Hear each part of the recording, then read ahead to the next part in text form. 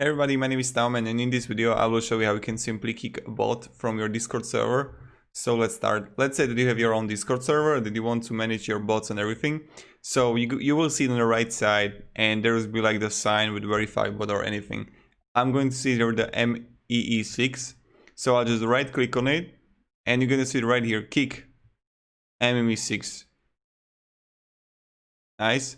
And voila, here you don't have it. When I would go to MEE6 and I want to add it to Discord,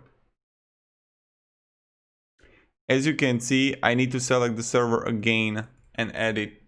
So it's like pretty simple. Continue.